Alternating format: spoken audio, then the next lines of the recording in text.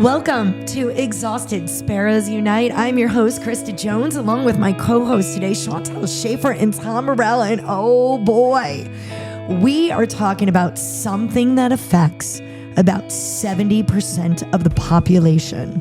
Have you ever walked into a room and felt like, I really don't belong here?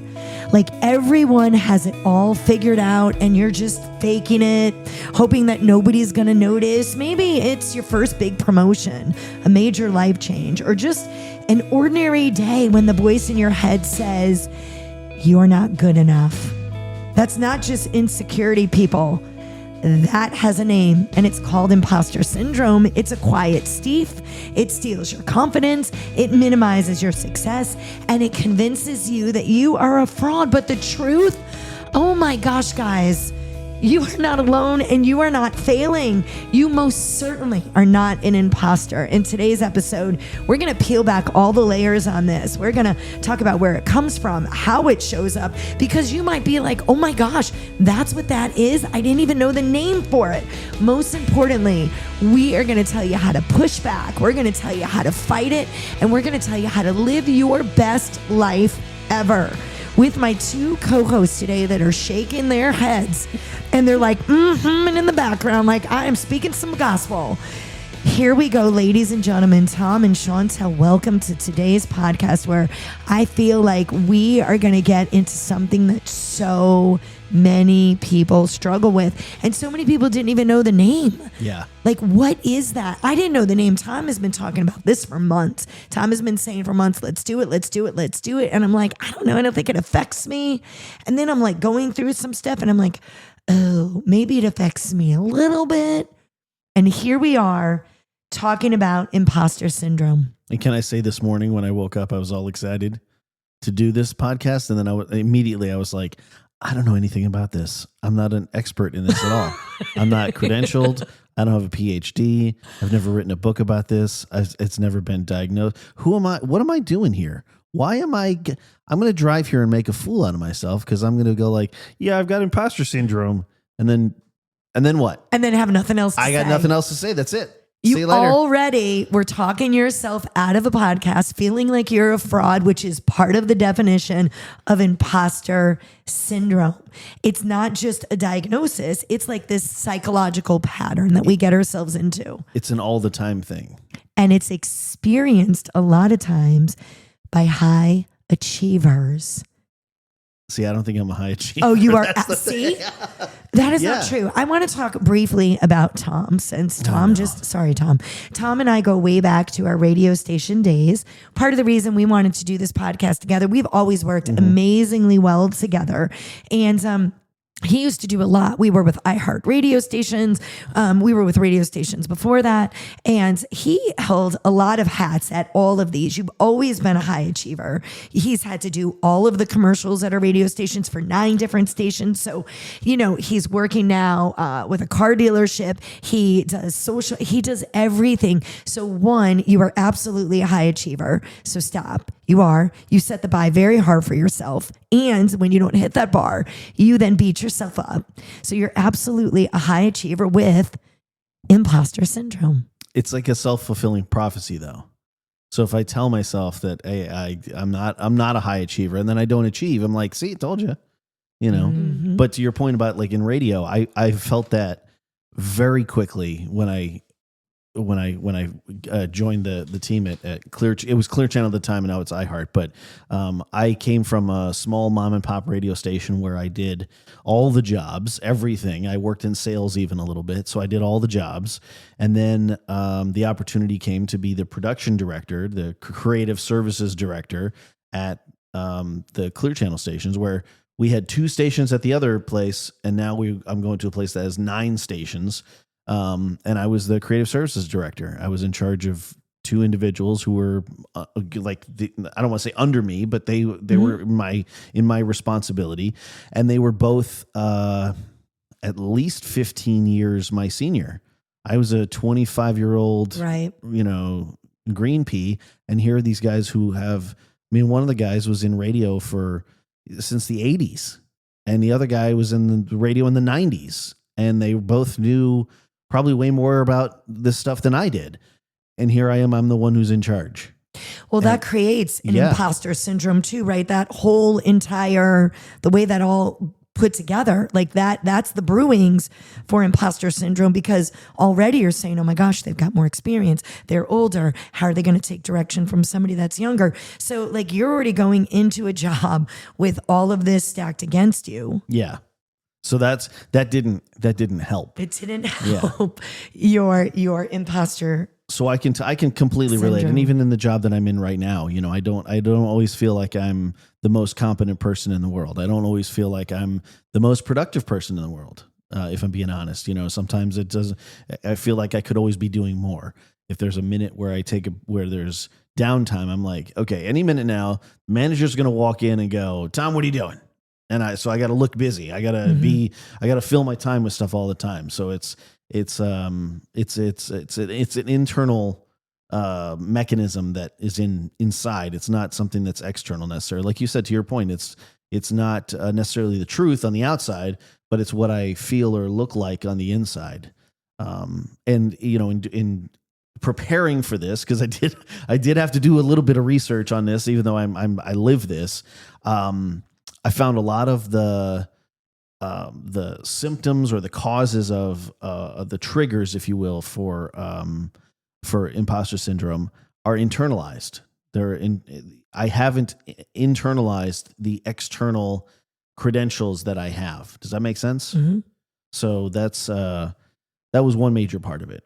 Well, it brings in, you know, self-esteem and lack of self-esteem. It brings in a lot about ourselves, right? Imposter syndrome and how we feel about ourselves internally, then kind of, I feel, flows out into the external world. Yeah. I mean, and everybody experiences it. Like, you know, it doesn't have to be in your work world either. It can be, you know, we've done podcasts, Chauntel, about being a mom and falling short. And, you know, I'm an imposter as a mom. Like, why in the world would God ever have given me these children? Like, I'm stinking at it. And it can be in your friendships. It can be all different kinds of relationships, workplace. So it can be anywhere and everywhere, and anyone can experience it. 11-year-olds can experience it on a baseball team. Mm-hmm. Imposter syndrome. Why did he make me the pitcher? I shouldn't be the pitcher. Jimmy's a better pitcher than I am a pitcher. So like it starts at any age and just, you know, continues. And so when we were, you know, researching and all of this, all of us were talking about it, I was like, I don't know that I'm going to have anything to say. And then for me, when I saw statistics on women in male-dominated fields, before I started a charity to feed families and individuals with a cancer diagnosis, hence the name Sparrows, Exhausted Sparrows, Sparrow's Nest. We're here in the Hudson Valley. But before I did that, I was in a dominated field in the mobile disc jockey, you know, business, weddings, parties, all of that. Nobody wanted a female. And part of me was like, oh my gosh, but why not? We're the ones that dance. We're the ones that love music. Like, why not? We're the ones that like to talk, like on a microphone. And I was in a field of all men. There were no female DJs when I started, not on the air, but just in the field. And so then I was like, oh yeah, I really did feel it there. I always had something to prove. My prices were always lower because I needed the jobs. Yeah. Because I had to prove that it was okay to hire a woman. So I'm like, oh my gosh, that was imposter syndrome. But you leaned into it, right? Yeah, because I'll lean into these things heavy because I don't like that you're making me feel that way. So I do. I approach it a little differently than maybe others do with imposter syndrome, but it makes me mad. It makes me mad that I'm questioning that I can't do it. So I do. I lean into it. I'm like, I'm going to do it. Watch me. So it's funny you say that because a lot of people think that it affects women exponentially more than it does men, and it's not. There's no research that shows that. Not at all. I was doing some research myself, and they specifically said that there's no specific.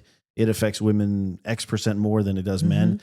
But what they did note, I saw, was that how women respond to it typically is different than how men respond to it, and women will typically lean into that challenge. They'll lean into that and push harder to get that. Men will internalize that and back away from that. And is that an embarrassment thing? Are they kind of like, I'm already questioning myself and I don't want anybody to know. So I'm going to keep it quiet and keep internalizing it. Like, what do you think that is? It's kind of a shame thing, I think, sometimes, or it's a fear of failure. You know what I mean? Like if I already feel like I'm like, nobody wants to do something that they're not good at, right? But some people will lean into it and use that as motivation. If you told Michael Jordan that he couldn't play baseball, guess what? He was going to try to play baseball. If you told me I couldn't play baseball, I'd go, yeah, you're probably right. I'm not good at this. Right? But I mean, that's how different people, and even in my own family, my sister is very motivated. If you tell her there's something she can't do, she's a graduate of West Point. She's gone to medical school to be a physical therapist. She's done all these great things. She's achieved beyond. She still feels imposter syndrome all the time. She's told me, but she's overcome that. Me, on the other hand, I kind of back away from that. I don't push as hard probably as I probably should or could because of that. And Chauntel, like, how do you feel you rank in all of this? I was always a fake it till you make it. Like, okay. Makes sense. In school, you said this could start in an early age. Like, I never felt deserving of the grade. Like, I was a very good student. But like, there were days that I'd come home with like an A-, and I love my mom, but she'd be like, why isn't that an A+? And then that started to beat me down. And then I got into this mindset that I don't really know what I'm talking about. I'm just one of my teachers used BS with finesse. And like, I'm talking like that's a good one. Through high school, through college, through graduate school, I didn't think I deserved any of what I did. I was just BSing. That's what you thought you were doing. Yep. And I was just faking it till I make it. So you were not embracing all the hard work that it had to take. And I think with some people too in school, right? Some people feel I don't deserve this grade because they don't have to study like other kids have to study, right? It comes easier to them and they think I don't really deserve it. So like there's so many different factors that go into why we feel we're not deserving of something. Yeah, I never really had to study, and I think I just figured I was lucky. I was guessing. I was really Tom is faking like, it till I make it. Tom looks so excited Tom's right like, now. That's me. That's I'm me. excited because I was just going to add in there. I did research ahead of time here. This thing here says when you don't internalize these external credentials that you have, right? We often excuse them away. And listen to the examples of excuses we use for why we're successful. It's not because of anything we did. It's because it's usually attributed to one of four things: either a mistake, somebody made a mistake, right? You overwork, right?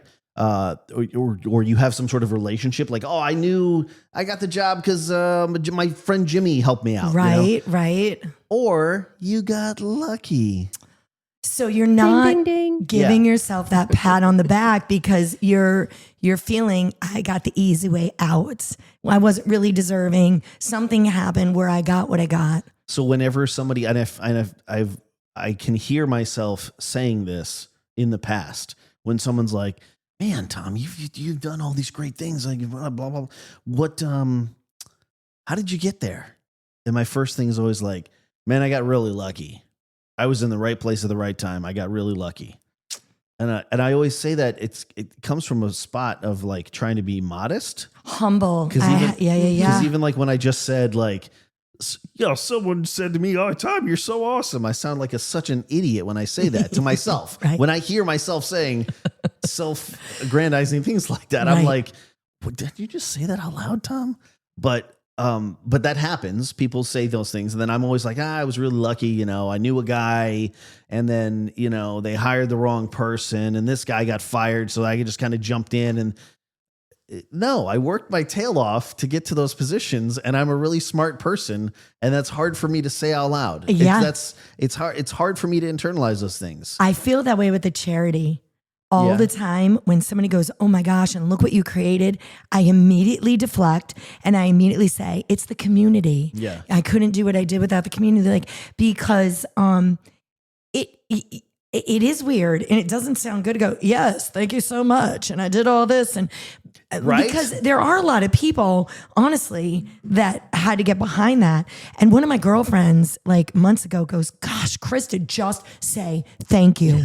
Yep. And I'm like, I can't do it. And that is like a humbling thing too. So like, I get that part of it because I'm like, it just, my skin itches. Well, but we also, like, I come from an Irish heritage background. Which means you like potatoes and meat that's not flavored? I don't know where we're going with this. That was spicy, Krista. Wow. Sorry, go ahead. Yes. I even know don't how mean to I- offend anybody how am I out there that supposed is to Irish. sit here now? I just I don't know. I don't even know where you were going. I just don't like corned beef. But go ahead. I gotta like reset for a corned minute. I'm gonna take a breath, take a beat, Yes. and refresh from that. Sorry. Corned beef is awesome, by the way, and not an Irish Agreed. meal. It's not an Irish dish, by the way. It's a Jewish thing. purely- Anyway, yes. All right, no, we'll have to talk about that another anyhow. time. In your Irish No, heritage. So I come from the Irish Boston heritage, right? And in that Irish Boston heritage, everybody wants you to achieve. Everybody wants you to achieve until you achieve. And then it's like, what are you, better than me?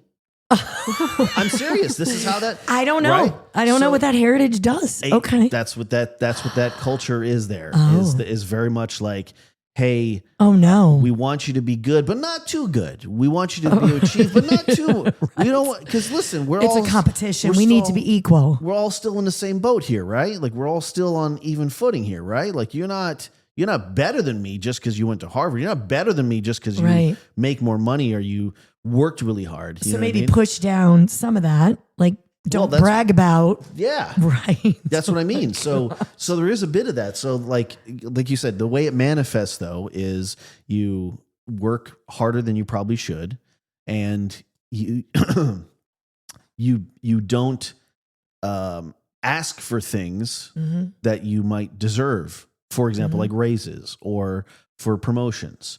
Which Because you're like, I'm just lucky to be here. so because we usually associate imposter syndrome with a job that you're doing, right? Mm-hmm. So what I saw was that systemically this is great for the workplace because you're working harder than you probably need to, right? Right. You're probably working harder than you should, Mm-hmm. and you're not going to ask me for any kind of rewards because you're constantly chasing that Validation. that validation Internally. Exactly. Mhm. So one of the things I saw was that we seek external validation. So if you're a people pleaser, Oh and yeah, no. my- Hey, my hand here is we raised. are. So that external validation is what you're seeking because you can't internalize it. So the challenge is seeking that external validation in a positive, healthy way to help you internally versus always seeking it almost like it's a drug instead of a puzzle piece to fit. Does that make sense? Yeah,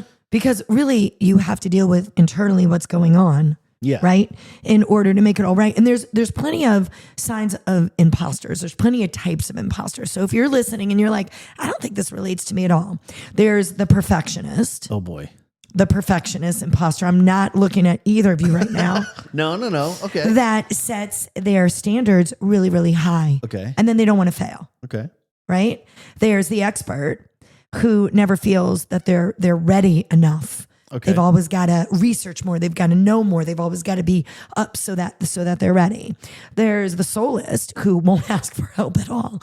That's Krista Jones. I'll just say it. The soloist, SOL, the soloist. Soloist. Oh, gotcha. Okay. All right. Sorry, I misread might have it. said No, sorry. soloist, like soul. No, but the soloist who doesn't ask for help at all because that's a weakness. I thought you said soulless. I probably, and someone who's also a I may not have a soul, but Soloist. the Okay, yeah. soloist, I will not ask for help because that's a weakness. Mm-hmm. So I get that. There is the natural genius that believes competence should be effortless. And why is it not effortless for me? So I've got to just keep faking it until I make it.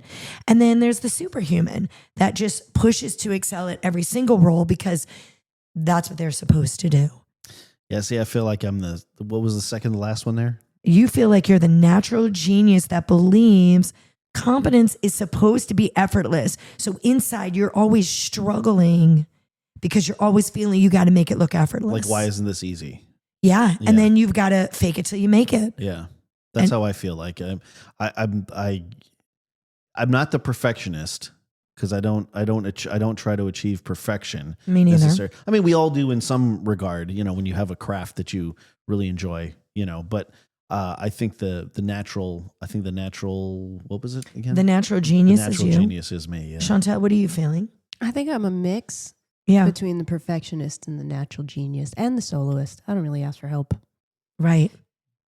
I do feel that way though sometimes too as the soloist. I like working in a collaborative group. I hate to be just in a room by myself, nobody around. I despise that. I'd much rather work in an environment where there's people that I can throw stuff off of. Hey Krista, what do you think about this? Hey Chauntel, what do you like this color? Do you think here try this line? Do you think this line works? Whatever I'm working on. Yeah.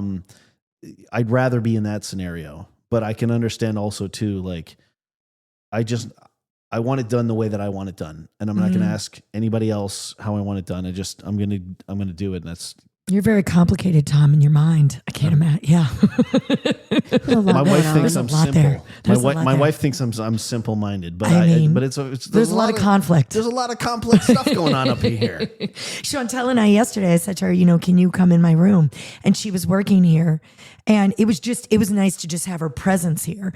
I was kind of still working solo. She was doing some stuff solo, but it's really great to just go, and what do you think about the way I just did this email? And like sometimes for me too, I agree. Like, I like that. And maybe I'm still doing some solo stuff, but it's really great just to have that camaraderie around you. That's also that externalization of external validation. 100%. Because if I internalize that I have that conversation internally and I go, what do you think of this line? Oh, that line's stupid, Tim. Well, and then away. You're like for 5 minutes, you don't notice it, but if you can externalize it, have somebody immediately validate it or go, hey, change that. Yeah. I work faster. And so I was like, I apologize, I think to her once or twice. I'm like, I'm sorry you're kind of sitting here. She's like, I'm either working in my office or yours. But like yesterday we got a lot done. And really, it's not like we were doing it together, but we were just kind of sitting here and, so that was a cool thing. But, what are the root causes of this? I mean, a lot of this starts from childhood messages, and not only childhood messages, right? So I want to say this. I was reading that, you have to earn your worth, right? Childhood message. But you know what that made me think of that I didn't find anywhere in this, but I can tell you, church. You have to earn your way to heaven. Okay. You are not good enough. You end up in a place called purgatory, where now people got to pray over you so that you can go to heaven. Yeah. What? Yeah. And nowhere in the Bible, and I don't want to get into the religious sector of all of that, but nowhere in the Bible does it say that you are not good enough, because you're not good enough. But God is saying, right? Like, you will never earn this. I am giving it to you by my grace. But that's not how I grew up. Yeah. It's your works. You got to work harder. You are not doing enough good in this world. You are never going to get to heaven. You're going to sit in this horrible place called purgatory. And then people got to pray over you for years. What if people forget about me? Nobody prays. Yeah. Like, what if I'm in this purgatory place, like heaven and hell, and I'm just sitting there? Like, for me, I was like, oh my gosh, that was my spiritual experience. But you have to earn your worth. How exhausting is that? Yeah, that's a crazy thing too. In the research I did, they mentioned that as well, is that a lot of it comes from childhood, which makes me feel great as a parent. Right? It's hard. Like, what am I doing to my kids? We put our kids, like, the competitive nature of life starts really young. It's, you got to get good grades, and, then you're playing sports and you're competing there and you want to be a winner. And it's hard. I mean, it's a rat race from the very beginning. Yeah. It is. And I say to my kids all the time, because somebody said this after, before I had kids, but then I say it to my children all the time. I do not expect you to be good in every single subject in school. You're left brain, right brain. You're not all brain. I mean, we'd like to be, but you know what I'm saying? Hey kid, you're not all brain. That's the t-shirt. That is today's t-shirt. My poor kids. Somebody's like, I'm calling CPS now. That's really what you... But I always said to my kids, like, maybe you're better in the sciences. Maybe you're better in the literature. And be good at what you're good at, and just do the best you can in the other subjects. And that is really, you're right. You cannot be good in all the things. You can't be good in every single sport. You may not want to do sports at all. You may want to do pottery.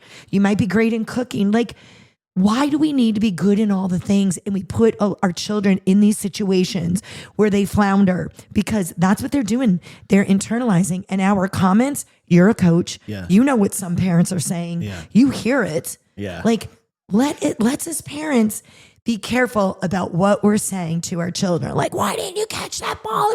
Well, maybe Jimmy shouldn't be a first baseman. Yeah. I don't know. Yeah, maybe your kid's not cut out for baseball. And I don't that's know. okay. And that's fine. It's totally cool. It's totally fine. I will tell you though, as a coach, I do feel imposter syndrome constantly, 24/7, the whole time.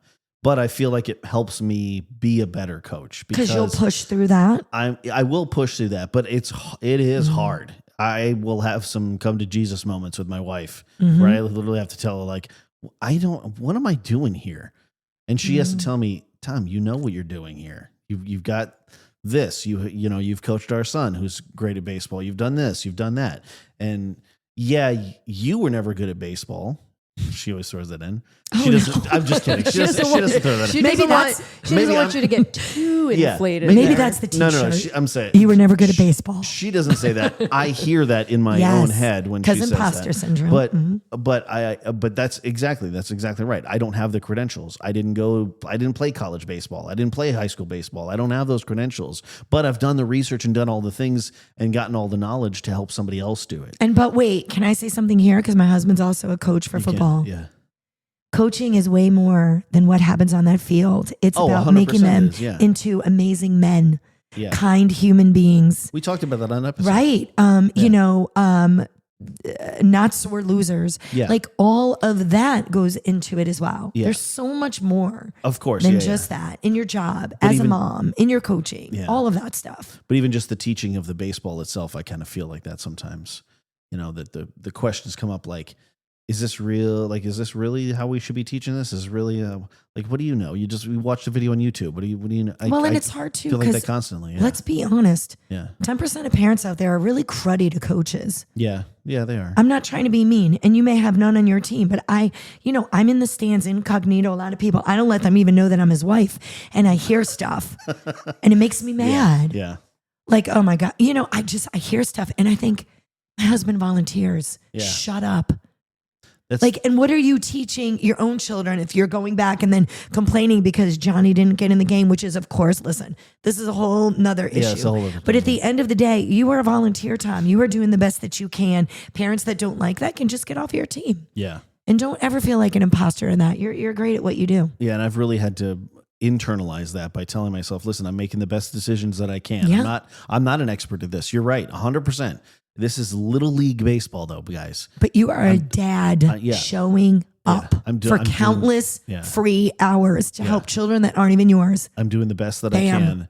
And it's not going to please everybody. No. I've already come to that conclusion, but that's...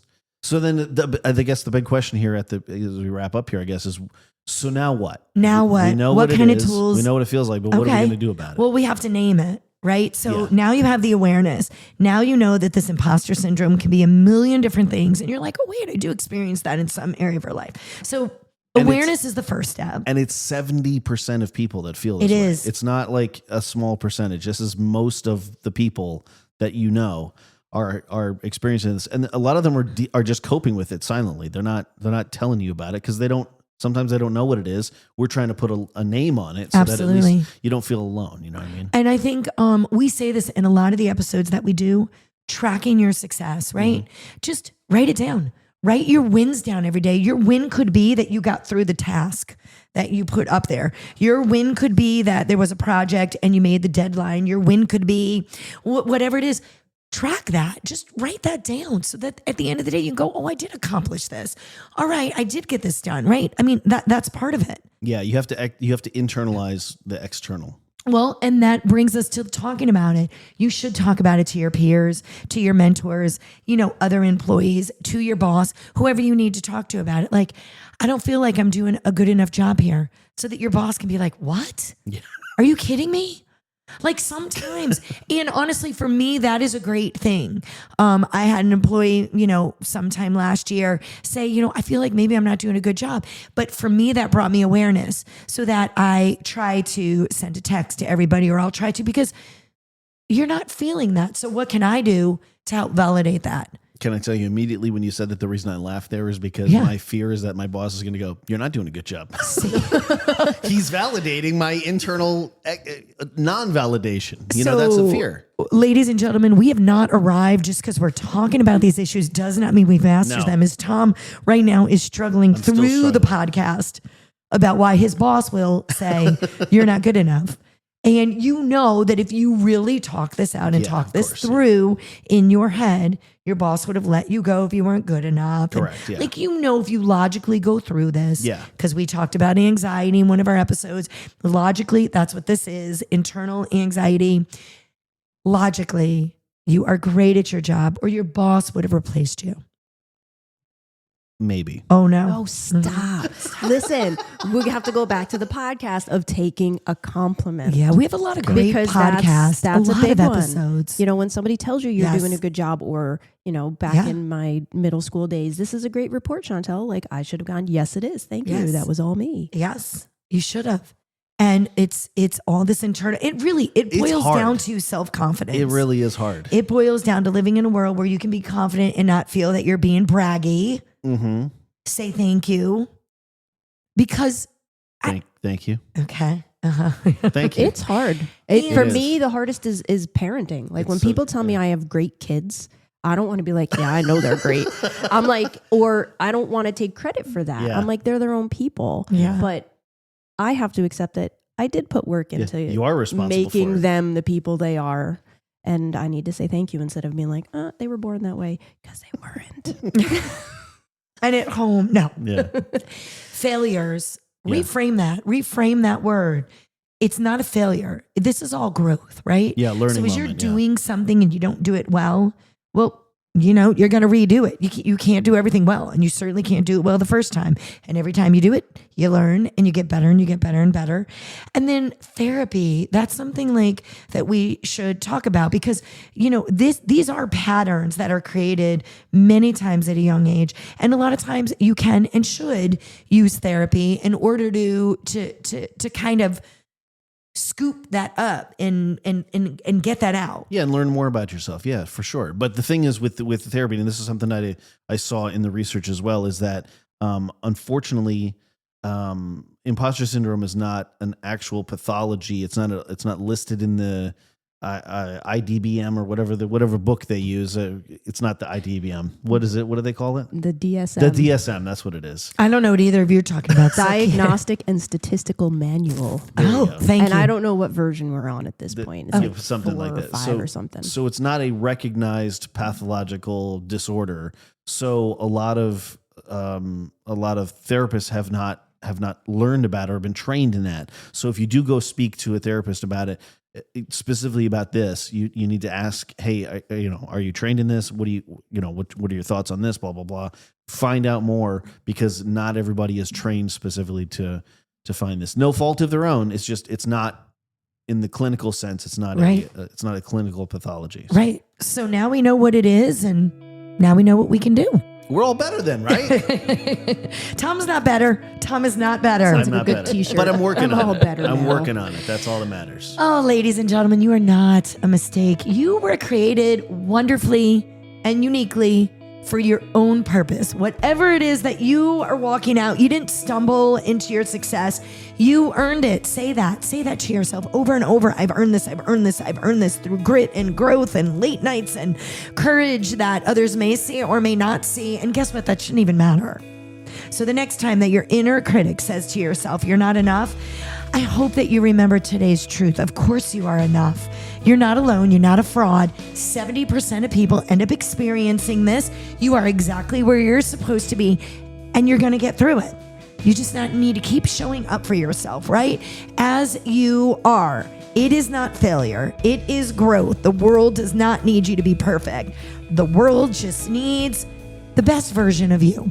So, ladies and gentlemen, if you like what you see, check out our charity. It's at sparrowsnestcharity.org. And we want you to do something kind this week. And that's your homework. Something kind for yourself. The next time that you internally start saying, I am not enough, I need you to quiet that voice and say, oh, yes, I am. Until our next episode, be kind to yourself and each other.